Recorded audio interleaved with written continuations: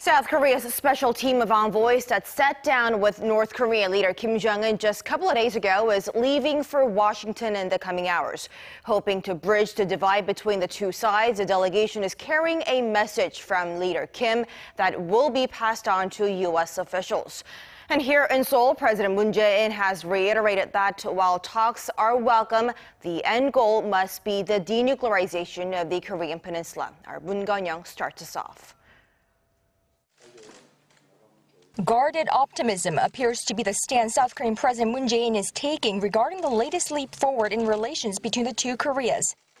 According to President Moon's press secretary, the South Korean leader made clear on Wednesday that his end goal remains unchanged: North Korea's denuclearization, and that sanctions on Pyongyang will not be eased for the sake of the summit with the North Kim Jong-un. President Moon's remarks follow his envoy's press briefing on the outcome of their two-day visit to North Korea. South and North Korea have agreed to hold the third Leaders Summit at Peace House in Panmunjom in late April. For this, we agreed to hold working-level talks. The Peace House is a building that sits on the South Korean side of the so-called Truce Village that straddles the border, and if the summit is held here, it would mark the first time a North Korean leader has stepped on South Korean soil since the end of the Korean War in the early 1950s. In another remarkable development, South Korea said North Korea is willing to talk to the U.S. about giving up its nuclear weapons and has agreed to refrain from conducting nuclear and missile tests while engaging in dialogue.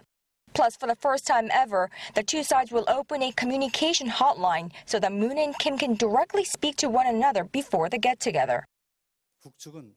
North Korea clearly stated its willingness to denuclearize. It also clarified that it had no reason to retain nuclear weapons if the military threat to North Korea is resolved and regime security is guaranteed.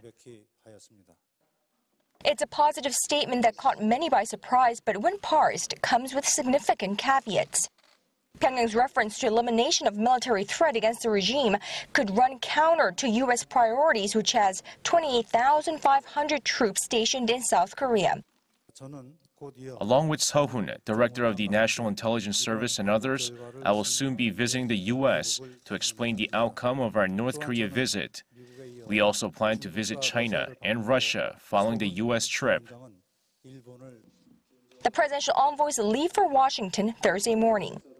Despite the caveats, the agreements represent a significant diplomatic accomplishment for South Korean President Moon Jae-in, who used the Winter Olympic Games to engineer a thaw in relations with the North, which had previously been seen as a distant prospect.